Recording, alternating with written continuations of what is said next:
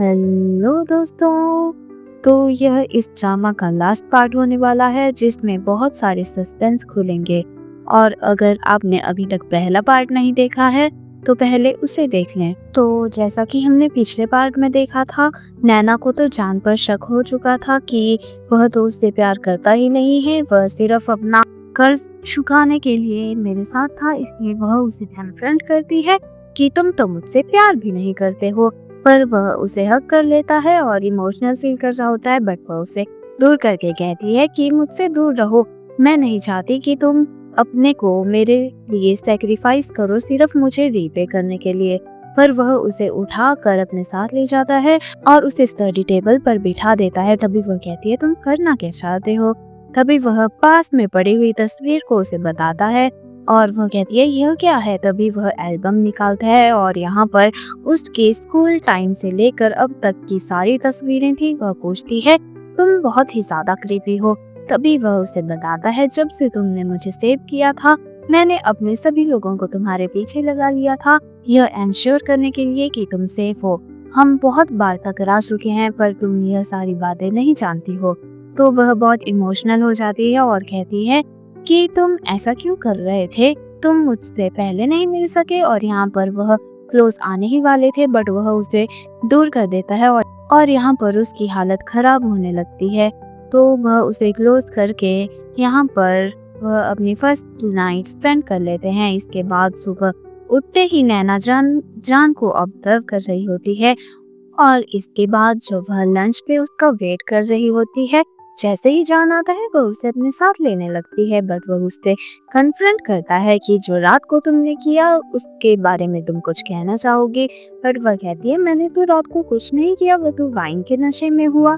पर वह कहता है उस वाइन की ही बात कर रहा हूँ, उस वाइन में तुमने क्या मिलाया था।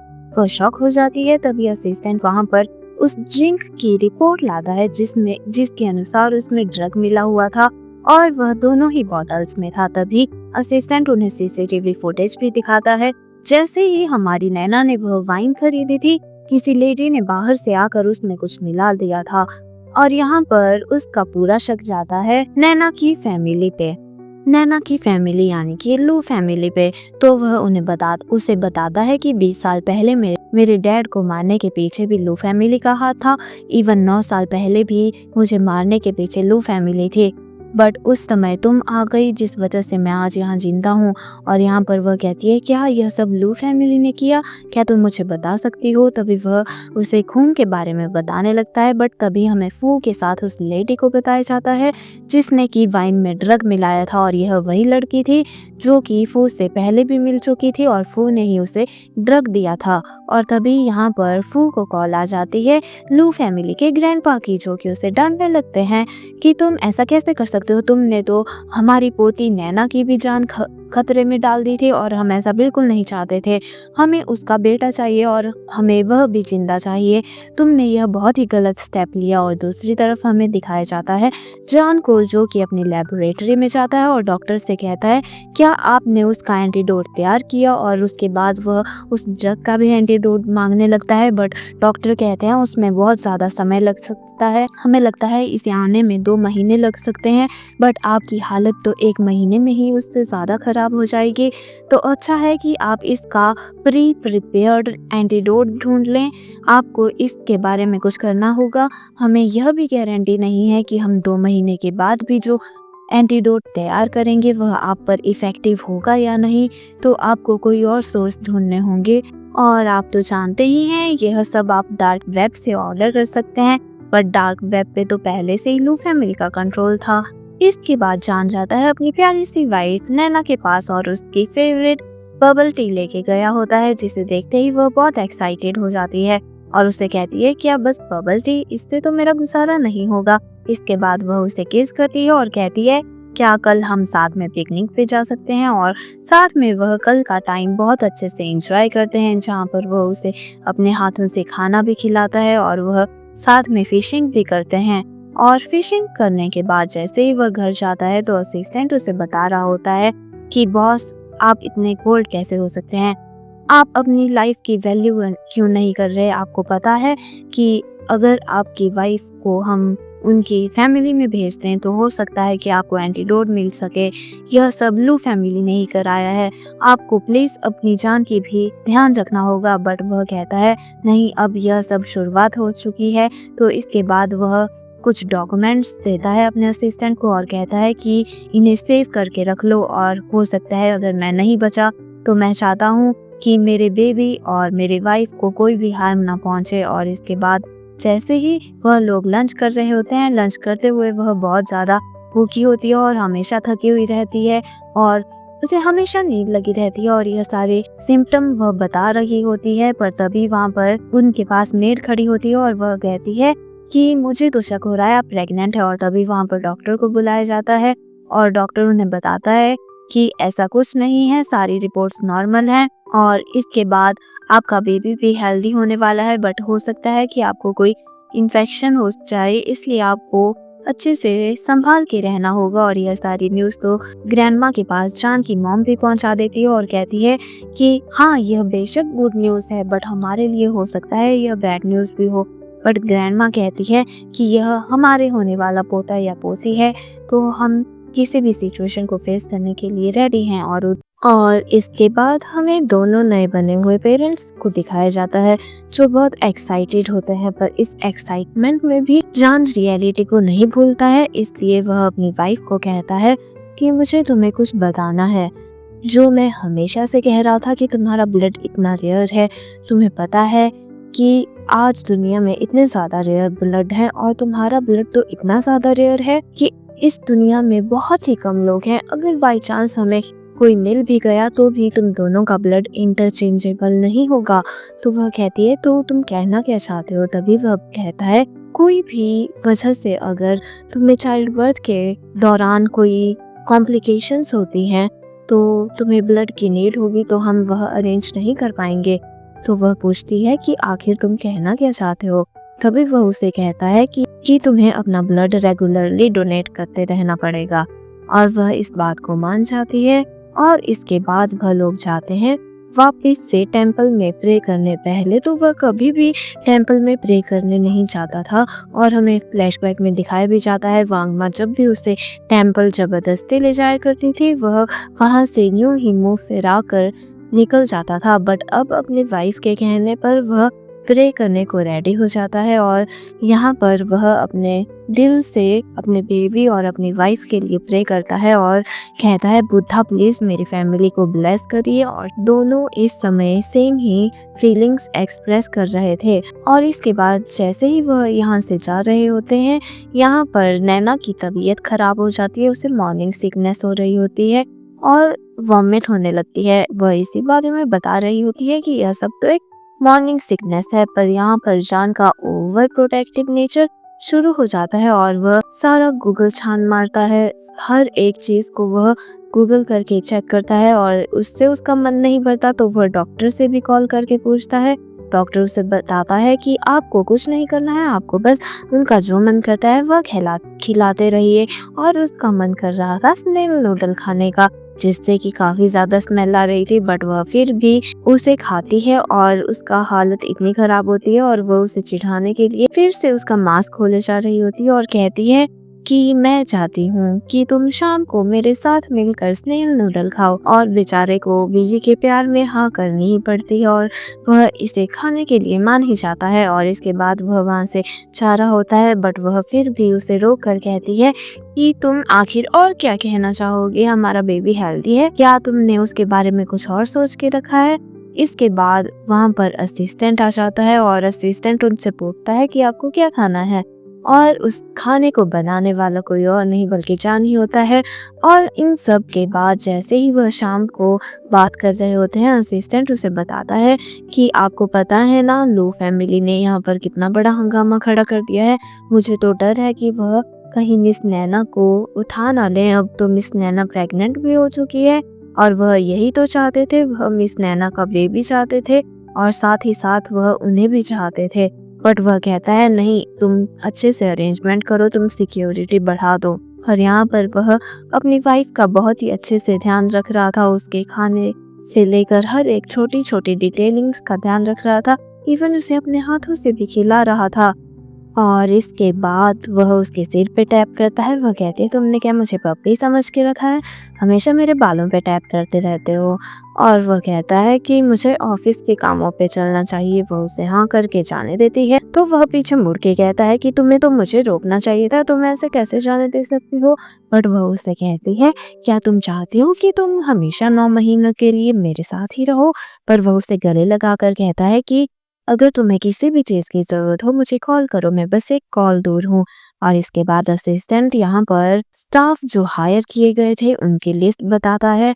तो यहाँ पर एक नया स्टाफ आया होता है और वह वही मेड होती है जिसे फू ने अरेंज किया होता है। और वह उसे समझा रहा होता है, तुम्हें सब अच्छे से हैंडल करना है और अगर तुम अपना वर्क अच्छे से करोगी तो मैं तुम्हें मालामाल कर दूंगा। और यहाँ पर वह उस मेड को धमका भी रहा होता है।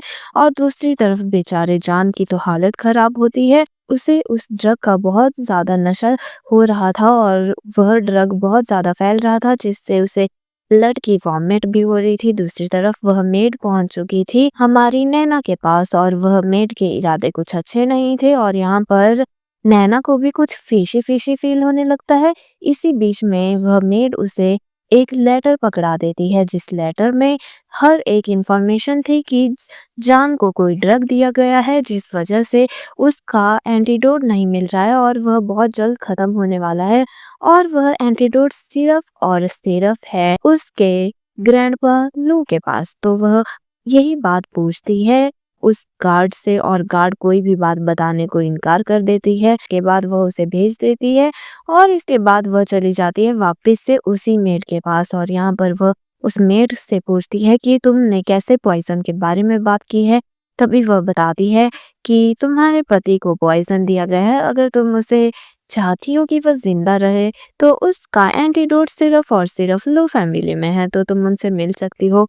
तो यहाँ पर गार्ड वापस से उससे पूछने आती है कि आपको कोई प्रॉब्लम तो नहीं है, बट वह बात को टाल देती है। इसके बाद वह तलाशी शुरू कर देती है क्योंकि उसे पता था ना उसे गार्ड से कुछ सुनने को मिलेगा ना असिस्टेंट से।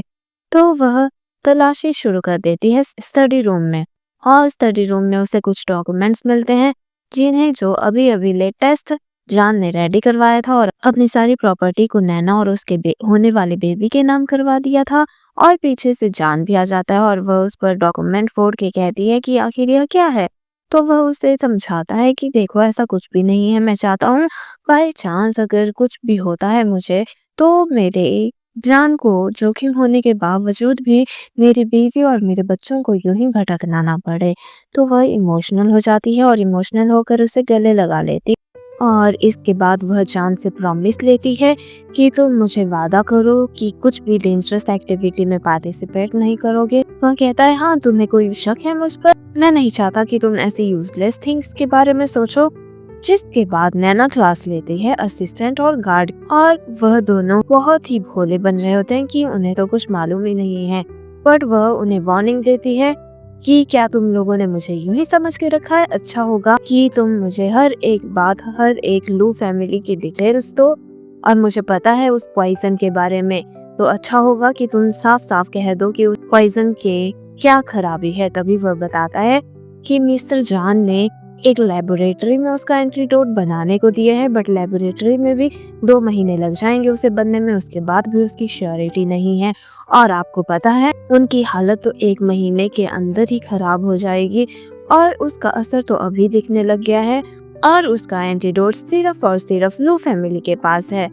और यहाँ पर वह लू फैमिली के बारे में पूछने लग जाती है और वह कहती है, क्या आप मुझे उनसे कांटेक्ट करने का तरीका ढूंढ सकते हैं? वह दोनों मना करते हैं कि आप लू फैमिली से नहीं मिल सकती, बट वह उन्हें वार्निंग देती है कि अगर तुम ऐसा नहीं करोगे तो मैं अकेली चली जाऊंगी अगर तुम लोग मेरी मदद नहीं कर सकते, जिस वजह से उन्हें उसकी मदद करनी पड़ती है। वह दोनों उससे समझाते तो है कि वह डेंजरस है, बट उसकी जिद के आगे वह दोनों कुछ नहीं कर पाते, इसलिए वह कहते हैं ठीक है हम आपकी मदद करने को तैयार हैं। पर वह कहती है, हाँ उनका मेरे साथ एक लंच मीटिंग रेडी करो। और हमें दिखाया जाता है ग्रैंडपा लू के पास भी यह इंफॉर्मेशन पहुंच चुकी होती है और वह कहते हैं कि पूरे 9 साल हो गए थे हमें उससे दूर रहे हुए अब वह हमारी फैमिली में ज़रूर लौट आएगी। और इसके बाद पीछे से यहाँ पर गार्ड उसकी एक एक पल की खबर रख रही थी और ईयरबड से उससे कनेक्टेड थी। इसके बाद जैसे ही वहाँ पर ग्रैंडपा आते हैं, वह तो अपनी पोती को देखकर बहुत एक्साइटेड हो जाते हैं। कहते हैं, बेटा तुम इतने टाइम से मेरे से दूर थी, मुझे अच्छा लगा कि तुमने मुझसे मिलने का फैसला किया। इसके बाद वह उसकी माँ की तस्वीर निकालते हैं ताकि वह थोड़ा सा इमोशनल तो फील करे, ताकि वह उसके साथ चलने को रेडी हो जाए। और वह देखती है इसमें कुछ पेंडेंट पहना हुआ है उसकी माँ ने, जो कि सेम पेंडेंट उसके पास भी है। इसके बाद यहाँ पर ग्रैंडपा का मेलोड्रामा शुरू हो जाता है कि बेटा तुम कहाँ यहाँ रह रही हो, तुम सिर्फ हमारी फैमिली के साथ ही अच्छी रहोगी। हमें कितना समय हो गया, अगर तुम्हारी माँ हमें छोड़ के नहीं गई होती तो हम आज तक कितने अच्छे से रह रहे होते। और मैं नहीं चाहता कि अपनी माँ वाली गलती तुम भी दोहराओ, और तुम कहाँ अपने दुश्मनों के साथ रह रही हो। इसके बाद वह जैसे ही जान के बारे में बात करती है, वह कहता है, हाँ हाँ मुझे पता है कि जान के बारे में तुम कहना चाहती हो। मैं ऐसा बिल्कुल नहीं चाहता था कि जान के साथ ऐसा हो। मेरा यकीन मानो, यह सब मेरे स्टाफ की लापरवाही की वजह से हुआ और हमने उन्हें सबक भी सिखा दिया है। मैंने उन्हें पनिशमेंट दे दी है और यहाँ पर ग्रैंडपा ने उसे एंटीडोट भी दे दिया होता है। और यहाँ पर वह कहती है, आप साफ साफ कहिए आप अब क्या करना चाहते हैं। इसके बाद वह उसे अपने साथ चलने को कहते हैं, बट वह मना कर देती है कि मैं आपके साथ नहीं चल सकती। तो वह उस एंटीडोट को वापस लेने लगते हैं, बट वह कहते हैं कि देखो यह डोसेज तो मैं तुम्हारे लिए ही लाया हूँ। अगर तुम किसी भी हॉस्पिटल के किसी भी लैब में जाओगी तो तुम्हें यह डोज इतने इजीली अवेलेबल नहीं मिलेगी, बट मैं फिर भी तुम्हें फ्री में अवेलेबल करवा रहा। और इससे पहले कि उनकी कन्वर्सेशन आगे पहुंचती, पीछे से गार्ड आ जाती है और कहती है, आपका मिलने का समय यहीं खत्म होता है। और असिस्टेंट भी वहां पर आ जाता है और उन्हें वहां से ले जाता है। इसके बाद ग्रैंडपा लू जैसे ही घर पहुंचते हैं, वहां पर उनका बटलर कहता है कि आखिर क्या बात है, आपने उन्हें एंटीडोट बस यूं ही दे दिया। वह कहते हैं, अरे तुम फिक्र मत करो, मैंने उसे एंटीडोट देकर अपनी एक पॉजिटिव इमेज उसके मन में छोड़ दी है और उसे मेरे पास आना ही होगा। वह मेरा खून है, उसे यहाँ लौट के आना ही होगा, उसे यहाँ आने से कोई नहीं रोक सकता। और दूसरी तरफ हमें दिखाया जाता है जान को, जो कि फू के ब्रदर को अपने पास बुलाता है और उसे कहता है कि मुझे ड्रग देने के पीछे इसी इंसान का हाथ है, तो मुझे उम्मीद है कि तुम उसे अच्छे से हैंडल कर लोगे और इस इंफॉर्मेशन को पुलिस तक पहुंचा दोगे और वह बचना नहीं चाहिए। इसके बाद वह गुस्सा कर रहा होता है, मुझे उम्मीद नहीं थी कि मेरा खुद का भाई इस हद तक गिर जाएगा और वह तुम्हें पॉइजन करेगा। बट वह कहता है कि तुमने उस पॉइजन करने वाले मास्टरमाइंड को तो यूं ही जाने नहीं देना चाहिए। जिसके बाद हमें दिखाया जाता है उन दोनों भाइयों को फू यहाँ से लगेज पैक कर भाग रहा था और यहाँ पर उसका भाई उसे रोकता है, बट वह रुकने को तैयार नहीं था और खुद के मैटर से दूर रहने के लिए सलाह देता है, बट उसे पकड़ लिया जाता है। दूसरी तरफ लेबोरेटरी का इंचार्ज बहुत ही खुश होता है। जॉन कहता है कि आज तुम बड़े खुश लग रहे हो, तो तुम बताओगे कि क्या बात है। वो कहता है, ऑफ कोर्स मैं तो खुश रहूंगा ही, आखिर मैंने आपको ट्रीट कर दिया। यहाँ पर जॉन उसे डांटता है कि क्या तुमने मुझे पागल समझ के रखा है, मुझे पता नहीं लगेगा कि सच सच बताओ यह एंटीडोट कहाँ से मिला। तुम इतने भी ज्यादा एक्सपर्ट नहीं हो कि 2 महीने में पूरा होने वाला काम इतने जल्दी कर दोगे। तो वह डॉक्टर बताता है कि यह तो मुझे असिस्टेंट ने दिया था और यहाँ पर असिस्टेंट सारी की सारी इंफॉर्मेशन बता देता है और घर में। और इसके बाद जॉन क्लास लेता है गार्ड और असिस्टेंट की। वो कहता है कि तुम दोनों की हिम्मत कैसे हुई उससे इसे खतरे में डालने की। बट वह कहते हैं, हमने उन्हें खतरे में नहीं डाला, उन्होंने हमें बहुत फोर्स किया था जिस वजह से हमें बताना पड़ा। और आप फिक्र मत करिए, हमने उन्हें एक पल के लिए भी अकेला नहीं छोड़ा था और उन्होंने एंटीडोट देते समय कोई भी कंडीशन नहीं रखी। वह कहता है, तुम्हें सच में लगता है कि एंटीडोट वह उन्होंने ऐसे ही दे दिया होगा। जिसके बाद वह भड़क कर जा रहा होता है। बाहर आ जाती है हमारी नैना उसे रोकने के लिए। देखो इसमें उन दोनों की कोई भी गलती नहीं है, मैरी और असिस्टेंट को तुम इस तरह से नहीं पनिशमेंट दे सकते। बट वह गुस्से में कहता है कि मेरे मामले में तुम टांग मत अड़ाओ और ऐसा कहकर वहां से जा रहा होता है। बट पीछे लौट कर कहता है कि ठीक है, अभी तुम अपना खून मत जलाओ, वैसे भी तुम्हारे बेबी के लिए यह सब सेफ नहीं है और तुम्हें हेल्दी चाइल्ड को बर्थ देना है। इसके बाद वह उसे अपने साथ ले जाता है और उसके लिए न्यूट्रिशियस फूड बनाकर कहता है कि मुझे उम्मीद है कि यह तुम्हारे बेबी के लिए अच्छा होगा और बेबी को भी इससे रिलैक्स फील होगा। जिसके बाद वह कहती है तुम अपने हाथों से ही खिला दो, और वह उसे बहुत ही प्यार से यह खिलाने लगता है। और वह यहाँ पर बहुत इमोशनल हो जाती है कि तुम बहुत जल्द पिता बनने वाले हो, और वह भी एक्साइटेड होता है। तभी बाहर से फायर क्रैकर्स की आवाज आती है तो वह बहुत डर जाती है। वो उससे पूछने लगता है क्या हुआ। तभी उसे पुरानी जिंदगी के थोड़े से फ्लैशबैक्स आते हैं, जिस वजह से वो उसे कहती है तुम्हें पता है मैंने एक बहुत ही बड़ा ड्रीम देखा और उसके अंदर तुमने मुझे बचाते हुए अपनी जान को खतरे में डाल दिया था और तुम नहीं रहे।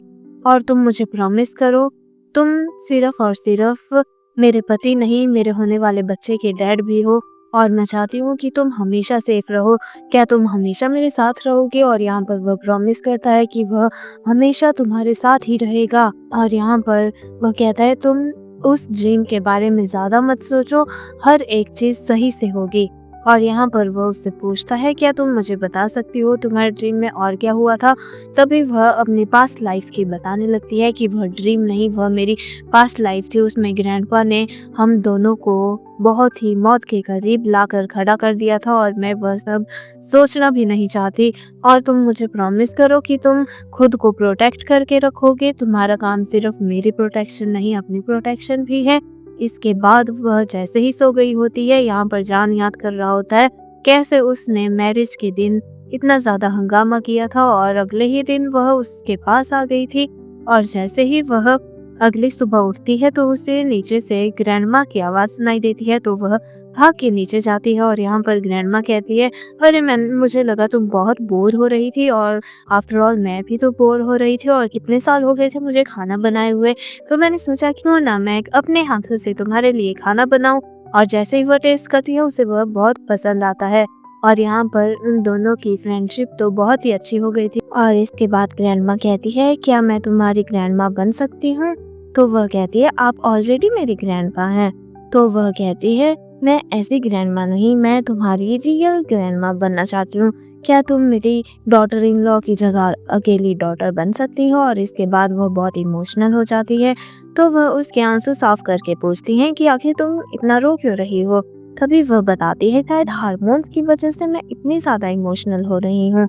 तो ग्रैंडमा उससे कहती है अरे फिक्र मत करो, मैं हमेशा तुम्हारे साथ रहूंगी। और हमें फ्लैशबैक में बताया जाता है कि इस तरह से जान ग्रैंडमा के पास आया था और उसे कहा था कि बहुत जल्द नैना का बर्थडे आने वाला है, कि मैं उसे गिफ्ट प्रिपेयर करना चाहता हूँ। ग्रैंडमा कहती है क्या तुम चाहते हो कि मैं उनके लिए गिफ्ट प्रिपेयर करूँ। बट यहाँ पर जान उन्हें कहता है नहीं, आप गिफ्ट प्रिपेयर मत करिए, बल्कि आप ही गिफ्ट बन जाइए। दैट मीन्स आप उसकी रियल ग्रैंडमा बन जाइए।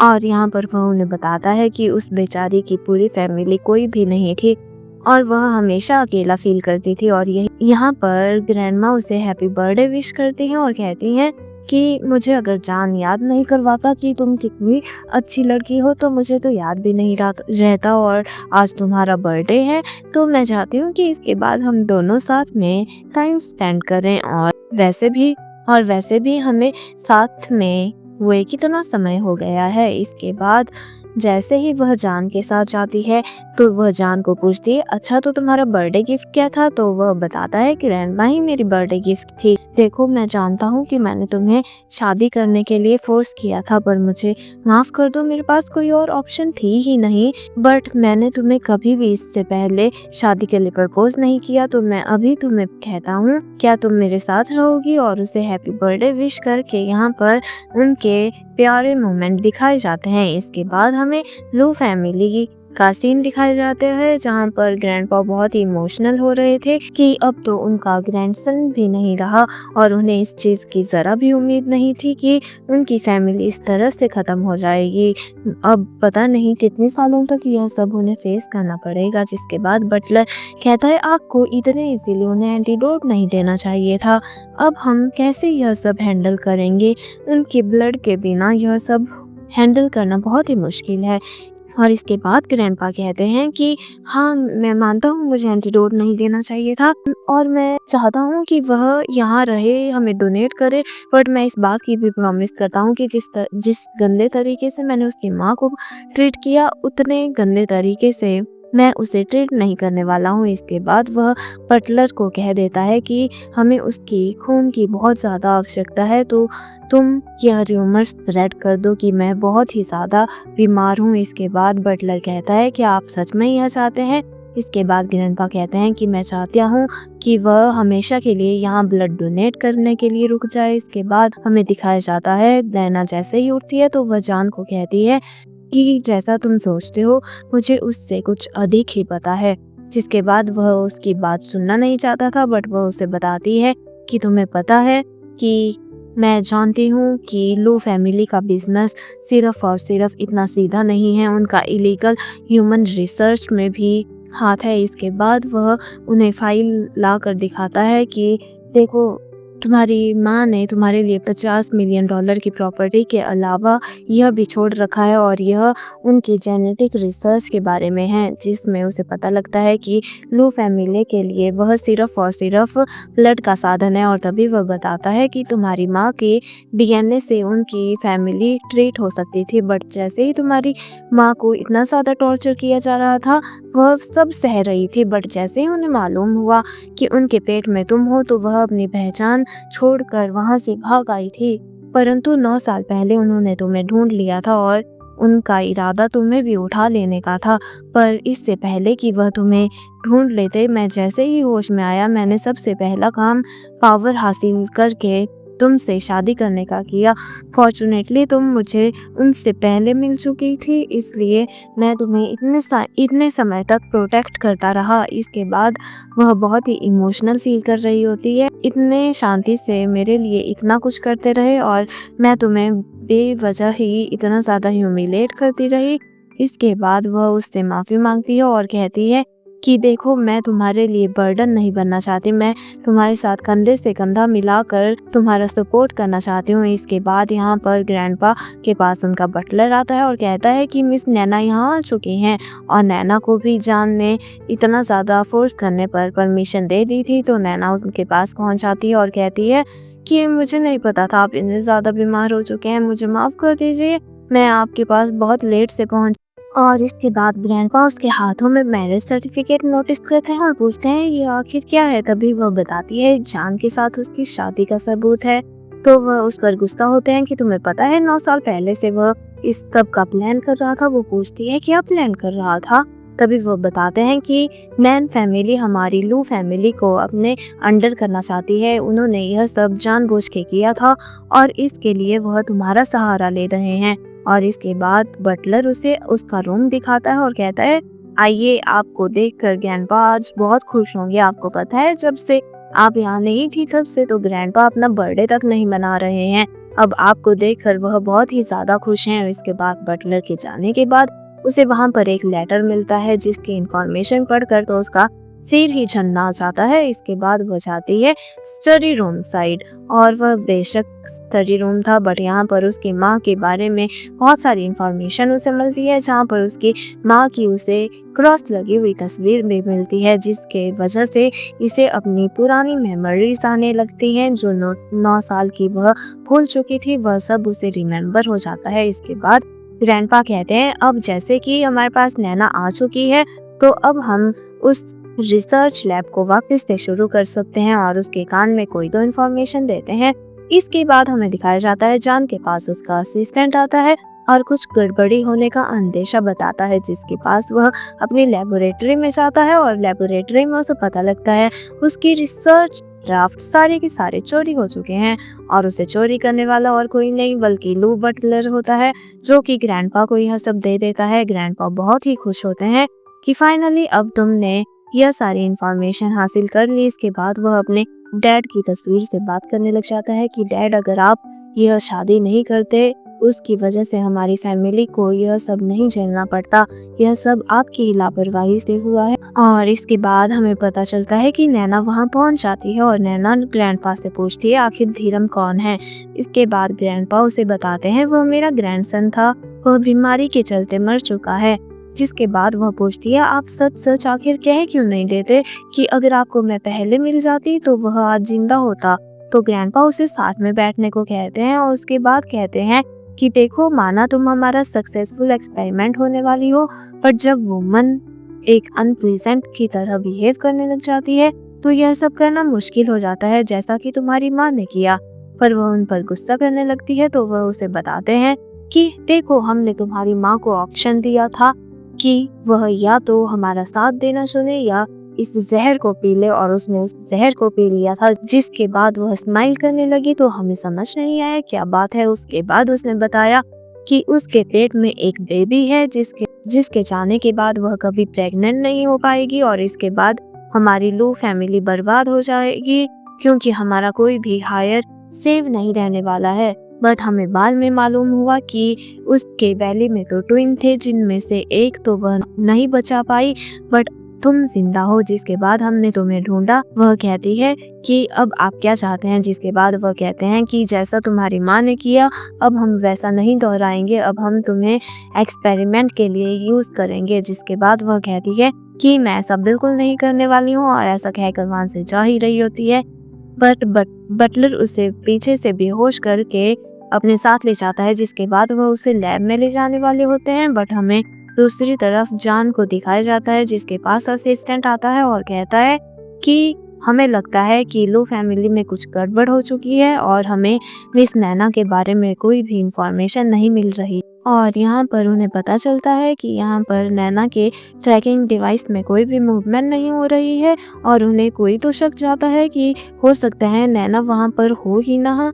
हमें उसके बारे में इंफॉर्मेशन इकट्ठी करना ही होगी, और वह लोग उसे ढूंढने को निकल जाता है। दूसरी तरफ हमें नैना को दिखाया जाता है जो कि एक लेबोरेटरी में बंद होती है। उसके सामने उसके ग्रैंडपा होते हैं और कहते हैं कि देखो, तुम्हें अपनी माँ की तरह नहीं बनना है, तुम एक अच्छे बच्चे की तरह बिहेव करो। और जिसके बाद वह अपनी सिचुएशन का अंदाजा लगा रही होती है कि आखिर वह कहाँ पर है, मुझे हेल्प की जरूरत होगी। तभी ग्रैंडपा की बातें सुनने लग जाती है कि उन्हें सिर्फ और सिर्फ उसकी माँ का बोन मैरो चाहिए था, जिसके बावजूद भी उसने इतने गंदे से ट्रीट किया। और अगर उसकी माँ उन्हें बोन मैरो दे देती तो नैना के अंकल साथ जिंदा होते और उनकी जिंदगी पे कोई भी इफेक्ट नहीं होता, और वह लोग सारे खुश होते और नैना को भी इतना स्ट्रगल नहीं करना पड़ता, जिसके बाद उन्हें नैना को ट्रबल देने की ज़रूरत ही नहीं होती। उसके बाद हमें पता चला कि वह तो तुम्हारे को लेकर प्रेग्नेंट है। एक्चुअली में वह तुम्हारे को लेकर नहीं, वह तो 2 बच्चों को लेकर प्रेग्नेंट थी, बट वह यहाँ से भाग चुकी थी। और इसके बाद नैना उन पर चिल्लाती है कि वह भागी नहीं थी, वह सब करने के लिए आप लोगों ने फोर्स किया था। अगर आप लोग उसे ह्यूमन बीइंग की तरह ट्रीट करते तो वह यहाँ से जाती ही क्यों। आप लोगों ने उसे बांध कर रखा, और वह भी सिर्फ और सिर्फ एक बोन मैरो के लिए। अगर आप उन्हें हेल्दी कंडीशन में रखते तो वह अगर बोन मैरो दे भी देते तो उनके बच्चों को कोई हार्म नहीं पहुँचता, जिस वजह से वह यहाँ रुक सकती थी। बट आपने उनको हेल्दी कंडीशन में नहीं रखा, आप तो एक डिक्टेटर की तरह बिहेव करते रहे पूरी जिंदगी में। आप बहुत ही रिडिकुलस हैं, आपने खुद लू फैमिली को तबाह कर दिया। और इसके बाद ग्रैंडपा कहते हैं, तुम मुझे ब्लेम कैसे कर सकती हो, वह मेरी भी बेटी थी, मैं उसे इतनी गंदे तरीके से कैसे ट्रीट कर सकता था वह। और इसके बाद ग्रैंडपा उसे धमकी देते हैं कि तुम्हें देखो अपनी ड्यूटीज को अच्छे से फुलफिल करना चाहिए, और हमें हमारा ब्लड बैंक अच्छे से बनना होगा। जिसके बाद जैसे ही हमें ट्रीटमेंट मिल जाता है तो हम तुम्हें अच्छे से ट्रीट करेंगे। जिसके बाद वह गुस्सा हो जाती है, बट वह कहते हैं सिर्फ तुम्हें हमसे कोऑपरेट करना है और तुम्हें सफ़र नहीं करना पड़ेगा। दूसरी तरफ हमें जान और असिस्टेंट को बताया जाता है। असिस्टेंट कहता है, मुझे कुछ अच्छी फीलिंग नहीं आ रही है, आपने उन्हें अकेले क्यों जाने दिया, आपको उन्हें प्रोटेक्ट करके रखना चाहिए।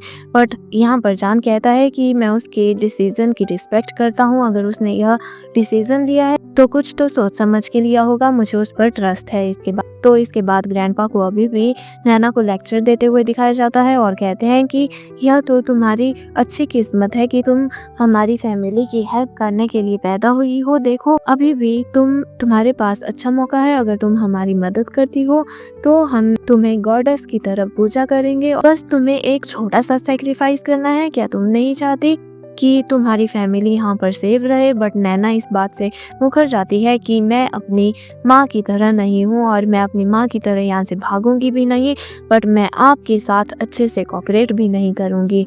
इसके बाद वो कहती है कि आप लोग सिर्फ़ और सिर्फ मुझे यूज़ करना चाहते हैं, बट मैं आप जैसे सुअरों के हाथ इतनी आसानी से नहीं आने वाली हूँ। जिसके बाद ग्रैंडपा उसका मजाक बना के कहते हैं कि देखते हैं तुम्हें बचाने के लिए जान यहाँ किस तरह से आ सकता है। इतनी सालों तक उसने तुम्हें हमसे छुपा कर रखा, बट आगे यह सब नहीं होने वाला है, तो इसलिए अच्छा है कि तुम इन सब के लिए गिव अप कर लो।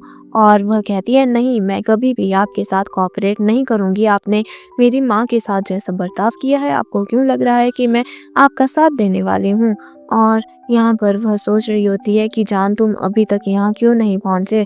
और इसके बाद जैसे ही वह देखती है उसका पेंडेंट गायब है, तो उसे शक हो जाता है। के बाद ग्रैंडपा उसे वह पेंडेंट दिखाते हैं कि तुम्हें क्या लगा कि इसके थ्रू तुम उसके पास पहुंच सकती हो और वह हमें ट्रैक कर लेगा। और इसके बाद हमें बताया जाता है जान को जिनके एक लेबोरेटरी में पहुंचकर पूछता है कि बताओ नैना कहाँ पर है। तभी पीछे से असिस्टेंट आता है और कहता है ट्रैकर डिवाइस तो ट्रैश कैन में था। जिसके बाद हमें ग्रैंडपा को दिखाया जाता है जो कि बताते हैं कि तुम्हें क्या लगा, तुम ट्रैकर अपने साथ रखोगी और जान तुम्हें यहाँ से बचा के ले जाएगा, पर तुमने हमें इतना सीधा समझाया क्या। देखो तुम डरो मत और हम तुम्हारा इतना भी बुरे तरीके से तुम्हें ट्रीट नहीं करने वाले हैं, बस तुम्हें हमारे साथ कोऑपरेट करना होगा और बस यह सब हमारी फैमिली के फ्यूचर के लिए है, तुम इतना घबरा क्यों रही हो। तभी बटलर को यहाँ बुलाया जाता है और बटलर को बताया जाता है कि इसकी सिक्योरिटी और ज़्यादा बढ़ा दी जाए और ग्रैंडपा यहाँ हंसते हुए निकल जाते हैं। दूसरी तरफ हमें जान को दिखाया जाता है जो कि बहुत ज़्यादा गुस्सा होता है कि आखिर वह लोग ट्रैकर डिवाइस तक कैसे पहुंच चुके हैं और अब हम किस तरह से नैना को ढूंढेंगे। और वह यहाँ से असिस्टेंट को उसे ढूंढने के लिए भेज देता है और वह बहुत ज़्यादा टूट चुका था। और सेम हाल हमारी नैना का भी होता है। वह जैसे ही उठती है वह देखती है, वह खुद को बचाने की कोशिश करती है और उसके बाद जैसे ही उसकी नज़र पेंडेंट पे जाती है वह उसे अपने बेबी की भी याद आ जाती है और कहती है कि माँ को माफ़ कर देना। और उसके बाद उसे फ्लैशबैक आ रहे होते हैं कि इस तरह से जान ने अपनी ज़िंदगी को खतरे में डालकर उसकी जान बचाई थी और वह बहुत ही टूट चुकी थी कि तभी वहाँ पर लेबोरेटरी असिस्टेंट आ जाते हैं जो कि उसका ब्लड निकाल लेते हैं। और उसके बाद ग्रैंडपा उसे कहते हैं कि इसका बच्चा भी होने वाला है, तुम ध्यान रखना उतना ही खून निकालना कि इसके बेबी को कोई हार्म ना पहुँचे। जिसके बाद जैसे ही वो उठती है तो वह यहाँ से किसी तरह से निकलना चाहती थी, बट वह इतनी ज़्यादा टूट चुकी थी। बट खुद को सांत्वना देकर कहती है कि नहीं, तुम्हें रोना नहीं है, तुम्हें अपने बेबी के बारे में भी सोचना है और तुम्हें किसी तरह से यहाँ से निकलना है। उसके बाद उसे याद आता है कि इस तरह से जान ने उसे जो भी इंफॉर्मेशन दी थी कि यह सब जेनेटिक डिसीज की वजह से हो रहा है, तो वह अपने बेबी को कहती है कि तुम फिक्र मत करो, मैं इससे ज़्यादा यहाँ नहीं रहने वाली हूँ। और इसके बाद वह खुद की सिर को चोट पहुंचा देती है और इसके बाद ग्रैंडपा वहां पर एक डॉक्टर को अरेंज करके भेजते हैं और डॉक्टर जैसे ही उसे यहाँ पर इंजेक्शन देते हैं तो यहाँ पर नैना कहती है मेरी मदद करो। डॉक्टर कहती है हाँ, मैं तुम्हारी मदद करने ही आई हूँ, बट यहाँ पर वह कहती है मुझे ऐसी मदद नहीं, मुझे दूसरी मदद चाहिए। जिसके बाद डॉक्टर जैसे ही जा रही होती है यहाँ पर गार्ड्स उसे रोक के उसकी तलाशी करने को कहते हैं। वह कहते हैं कैसी तलाशी, मैं एक डॉक्टर हूँ और तुम लोग ऐसा नहीं कर सकते। उसके बाद जैसे ही उनको कुछ नहीं मिलता वह लेडी आगे जाकर अपने मुंह से कुछ उगलती है और वह जान के पास पहुंच जाती है कि मेरे पास आपके लिए कोई इन्फॉर्मेशन है। बट उसे जान के पास जाने नहीं दिया जाता, बट जान उसे कहता है कि क्या बात है। तभी वह बताती है कि मुझे यहाँ मिस नैना ने भेजा है और वह कहते हैं क्या यही मिस नैना है। वह कहती है हाँ, और उसके बाद वह उस पेंडेंट को निकाल कर देती है और कहती है उन्होंने मुझे यह दिया। उसके बाद वह कहते हैं वह आखिर है कहाँ। तभी वह डॉक्टर बताती है वह जेनेटिक हॉस्पिटल में है। जिसके बाद वह उन्हें पूरी इन्फॉर्मेशन देती है कि यह एक ट्रेन के अंदर है, आप इतने जल्दी भाग कर कैसे जा रहे हैं, और सारी इन्फॉर्मेशन उनसे मांगने लगते हैं। और वह पूछते हैं क्या वह सही है। वह कहते हैं नहीं, वह अभी इतनी ज़्यादा अच्छी कंडीशन में नहीं है और यहाँ से भाग जाते हैं। जिसके बाद हमें नैना को दिखाया जाता है जिसके पास उसके ग्रैंडपा बैठे होते हैं और उसका मजाक बना रहे होते हैं कि तुम्हें क्या लगा, तुम अगर खुद को चोट पहुंचाओगी तो यह तुम्हारे फेवर में काम करने वाला है, तुम्हें इससे कोई भी चीज़ें हासिल नहीं होने वाली हैं। तुम कितना भी खुद को चोट पहुंचाओ वह तुम्हारी बेबी को ही हार्म पहुंचाएगा, हमारा इससे कुछ नहीं जाने वाला। बट वह कहती है देखना जब जान मुझे बचाने आएगा तब आपकी यह सारी हेकड़ी निकल जाएगी। बट ग्रैंडपा उसका मजाक बनाते हुए कहते हैं कि तुम खुद को कुछ ज़्यादा ही होशियार समझती हो, पर तुम्हारे पास इसका कोई चांस नहीं है। तभी पीछे से जान आ जाता है और वह अपनी वाइफ को सेव कर लेता है, जिसके बाद डॉक्टर के पास ले जाया जाता है। डॉक्टर कहते हैं इनको रेस्ट की बहुत ज़्यादा नीड है, इन्हें स्टेबलाइज होने में बहुत ज़्यादा समय लगने वाला है, इनकी कंडीशन इतनी भी ज़्यादा अच्छी नहीं है। बट आप ऐसा कह सकते हैं कि फिलहाल के लिए आपका बेबी सेफ है और माँ को भी कोई हार्म नहीं पहुंचा है। और इसके बाद वह अपनी वाइफ की केयर करने में लग जाता है और असिस्टेंट पीछे से बोल रहा होता है कि आज सब कुछ शॉर्ट आउट हो गया है और मैं अच्छी नींद ले सकता हूँ। और इतनी ही देर में वहाँ नैना भी उठ जाती है और कहती है मुझे उम्मीद नहीं थी कि मैं तुम्हें दोबारा से देख पाऊंगी। और यहाँ पर वह दोनों इमोशनल हो रहे होते हैं, जिसके बाद वह पूछती है कि लू फैमिली का क्या हुआ। यहाँ पर जान उसे बताता है कि यह सब मुझे नहीं पता, यह सब कोर्ट हैंडल करने वाली है और उन्हें तो कैंसर भी है, जिसके बाद उनका बचना बहुत मुश्किल है और जो बाकी बचते हैं उनको भी कोर्ट अच्छी पनिशमेंट देगी। जिसके बाद वो उसे गले लगा लेती है और हमें कुछ टाइम बाद का सीन बताया जाता है जहाँ पर वांग मा उसे कह रही होती है आप प्लीज रेस्ट भी कर लीजिए, कल इतना बड़ा दिन है, आप वह सब कैसे हैंडल करेंगी। पर जैसे ही वह अंदर जाती है वहाँ पर सारा सामान बिखरा पड़ा होता है, तो वह जान को डांटती है कि आखिर यहाँ क्या हो रहा है। जब जान उसे बताता है कि जो टाई उसने सबसे पहले उसे गिफ्ट की थी वह उसे नहीं मिल रही है, वह उसे ही पहनना चाहता है कल के स्पेशल डे पे, तो वह उसे वह टाई ढूंढ कर देती है और वह उसे खुद ही वह पहना देती है। और हमें अगले दिन को बताया जाता है जो कि उनका वेडिंग डे होता है, जहाँ पर सारे लोग बहुत खुश होते हैं। और यहाँ पर गार्ड यानी मैरी को कॉल आ जाती है असिस्टेंट की, जो कि उसे बोलता है मुझे भी बताओ शादी में क्या हो रहा है। जहाँ पर इन सभी के इसी हैप्पी और शरारत भरे मोमेंट के साथ में इस ड्रामा की हैप्पी एंडिंग हो जाती है। और अगर अभी तक आपने यह ड्रामा पूरा देखा है तो चैनल को सब्सक्राइब करना ना भूलें और कमेंट करके बताएं कि आपका इसमें फेवरेट सा पार्ट कौन सा रहा।